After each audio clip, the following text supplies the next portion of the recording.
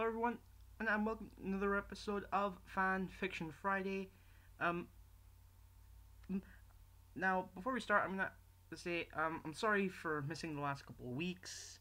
I've been having trouble trying to find some good like stories to read, but luckily I was able to find some good ones. I was originally to read a Danny Phantom fanfiction, but it just seemed too long for a video, so I decided to just cancel that one and move on to the one that I planned for after that, which is this one.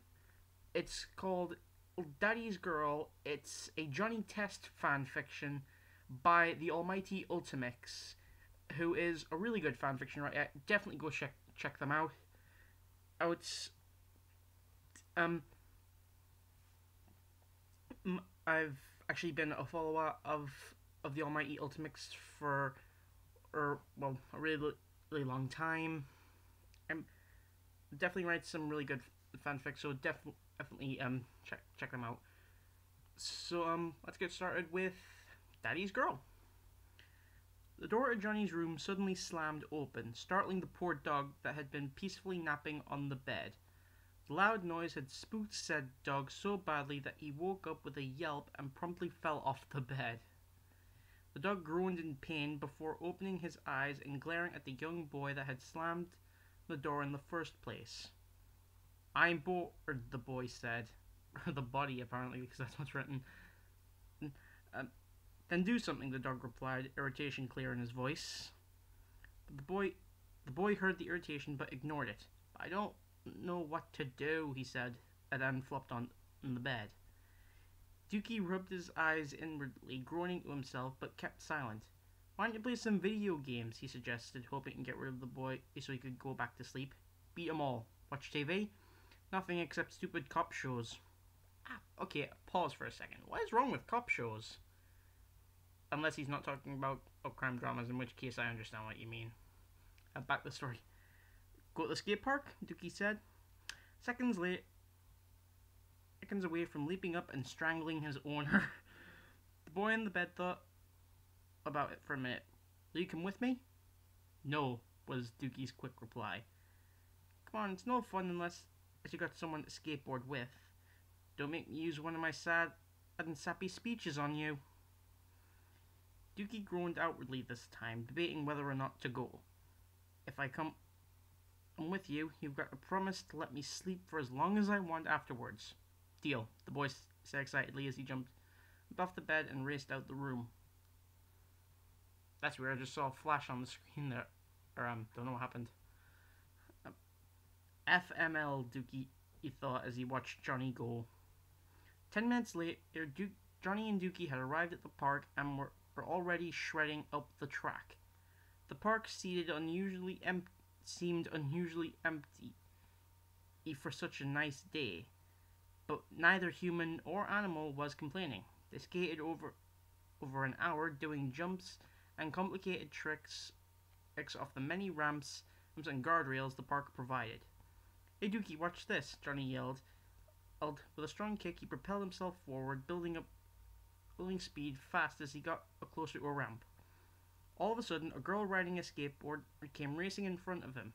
Johnny didn't have any time to stop up and slammed into the girl, sending them both sprawling across the pavement. Both of the children groaned with pain and sat up to look at each other. "Hey, watch where you're... Hey, you're Johnny Test." He looked at the little girl. She was younger than him, probably only 9, short even for her age, blonde hair that went down to her waist, and big baby blue eyes. Yeah," he said, getting up to his feet. "Cool, I've heard all about you and all the awesome stuff you do around here," she said, standing up herself. "Well, I don't like to brag about it." Dookie rolled his eyes behind Johnny's back. "Yeah, I understand that. But I guess I have done a lot of amazing things." The girl stared up at Johnny in awe. "Wow, that's so cool." "Well, thanks," he said. "Hey, do you want to hang out for the rest of the day?" "Really? Okay," she said, beaming up at him. He didn't know why, but when Johnny saw the little girl smiling at him, a warm feeling spread inside his chest. It isn't like the feeling he got whenever he talked to Sissy. He couldn't place the feeling, really, but he knew it was a feeling he liked. Let's go. My house is only a couple minutes down the road. But that said, the three started walking towards the test house. By the way, what's your name? My name's Jenny, she said. There's something not right about that girl, Dookie thought. I can smell both Johnny and Sissy all over her, but Missy said that she and Sissy would be on vacation for the week. Dookie's eyes continued to burn holes in Jenny's back until they arrived back at the test house. I guess she can't do much harm, though. She's only 9. I'll watch her closely just to be safe. The three entered. Mom, Dad, and I'm home, and I brought a guest, Johnny shouted. Not that any of you care, he mumbled. What do you mean? Jenny asked. Johnny stiffened, not realizing he'd said that last part out loud. My family practically hates me, he sighed. Jenny gasped, but didn't say anything. My dad doesn't do anything with me unless it's something he wants to do. My sisters are doing experiments on me that could have easily killed me. Mom's the only one that really loves me, but she's away on business all the time. Whenever she is home, she's working. Johnny looked at the ground, feeling depression wash over him. I've practically been raising myself since I was 7. Wow. Johnny stared at him with big, sad eyes. She didn't have any experience with people while they were sad, so she did, but naturally came to her. She stepped forward and wrapped her arms around Johnny in a comforting hug. Johnny was a bit shocked, but accepted the hug gratefully. It briefly occurred to him that it was hugging a girl, but Jenny was 9. She didn't count. Dookie's suspicions of the girl were instantly washed away as he watched the little girl comfort his master. What the hell did I just nearly say there? Johnny suddenly broke the hug. Well, enough of this mushy stuff, he said. Ed cracked one of his trademark grins. Let's go to my room and play some Call of Duty. Jenny cheered and followed Johnny as they raced up to his room. An hour, 49 headshots, 172 regular kills. Wow. And 81 kill streaks, 32 knife kills, and 17 fragment grenades later.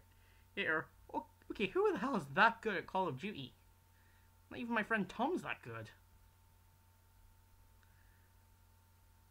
Jenny was doing a victory dance to celebrate her unbroken free-for-all match wins. Meanwhile, Johnny was staring in disbelief as he watched the final kill cam. But how did you manage to stab someone, pull out your pistol, and get 3 headshots all before touching the ground?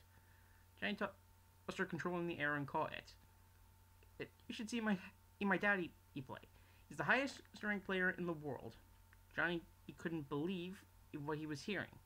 He's so good that the people who run the game as he plays confiscate his system just to make sure he wasn't using an illegal program. Jenny's face fell a little. Normally I play games with him and Mommy, but Daddy's been so busy with work, and Mommy's been so busy trying to keep Daddy happy that they don't have time to play with me. Now it was Johnny's turn to look at the little girl with sympathetic eyes. He felt an odd desire to comfort the girl and make her feel better.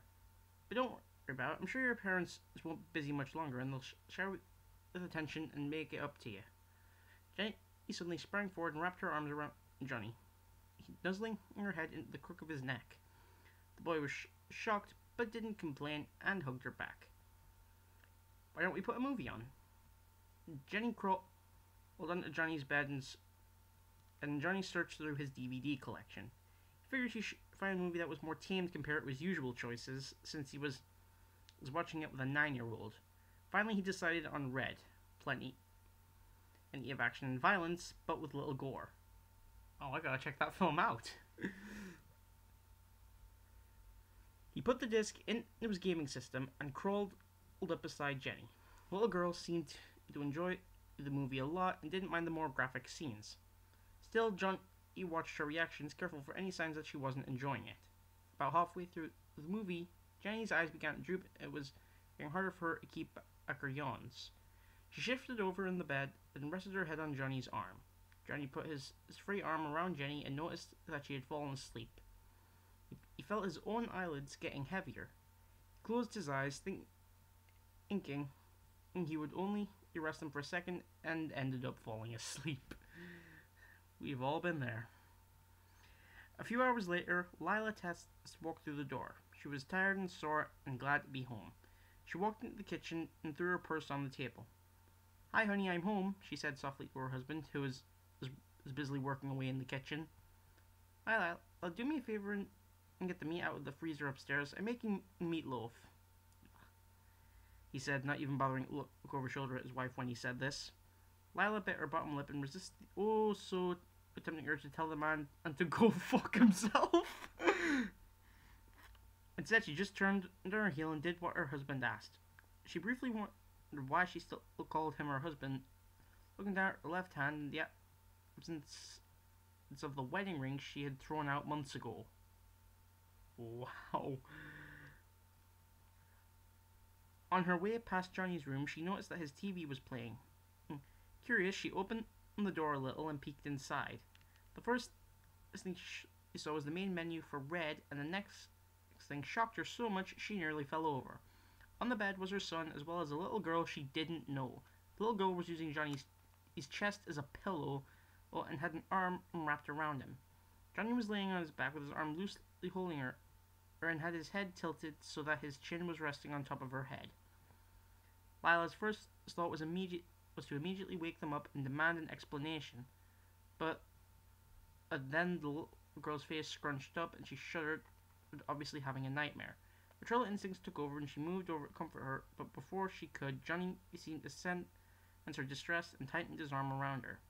Immediately she calmed down and nuzzled her head into his chest. Lila put her hand over her mouth as tears came to her eyes. She quietly backed out of the room, deciding to let the two sleep. She stepped out of the room and pulled the door until it was almost closed. Suddenly there was a loud knock at the front door that drew her attention. She glanced through the crack of the door and saw the kids waking up. Not wanting to be discovered, Lila quickly made her way down the stairs to the front door. She checked her hair quickly and opened the door. Standing in the doorway was a man, at least 6'4", muscles like a bodybuilder, wore a denim jacket, green cargo pants, black shirt with a nuclear hazard symbol, and had blonde hair with red tips and baby blue eyes. "Hello, Lila," he said, stepping inside. His eyes turned to the staircase. "Jenny, it's time to go home," he called. Back in Johnny's room, Johnny and Jenny had just woken up when the man called Jenny. "He's here," she said excitedly. She practically flung herself off the bed and ran out of the room. Johnny and Doogie quickly followed her out and down the stairs. As soon as Jenny's feet hit the last step, she launched herself into the man's arms. "Daddy!" The older version of Johnny laughed and hugged his daughter tightly. "I figured you'd come here. Where's the time machine you took?" Jenny's face adopted a sad look before she reached into a pocket and pulled out a remote-like device and dropped it into her father's free hand. "I should ground you for disappearing like that. You had me worried sick." The little girl looked away, her bottom lip beginning to quiver. "But seeing as how you technically never left my side, how about we just go for ice cream instead?" Jenny smiled and hugged him again. John set her down and then turned to his gaping younger self. "Thanks for looking after her today. You have no idea how worried about her I was." That said, the two time travelers walked out the front door.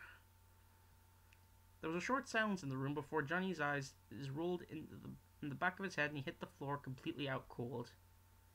"Did you have fun playing with my younger self today?" John asked. "Yeah, you were so funny as a kid, Daddy," Jenny said. John chuckled and squeezed his daughter's hand. "Is Mommy mad that I took the time machine?" "She will be when I tell her, but I'll tell her after you go to bed." "Thank you, Daddy," she said and hugged his leg. He shook his head and smiled at his daughter's cuteness. "Come on, let's get back home before you cause any permanent damage." John held the portable time machine up, made sure he was holding his daughter's hand before pressing a blue button and turned both of them to their proper time. And that was Daddy's Girl. Well, I understand that some of you might not understand the whole time travel thing, but if you actually watched the show Johnny Test, you'd probably understand it a bit more. Overall, that's It's an enjoyable fan fiction. I definitely enjoyed reading it.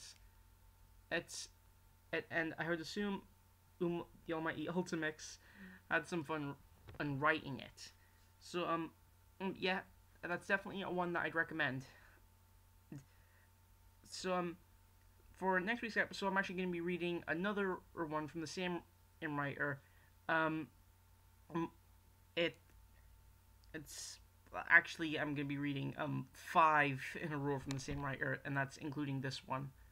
So join me next time for what was it called again? Oh, one moment.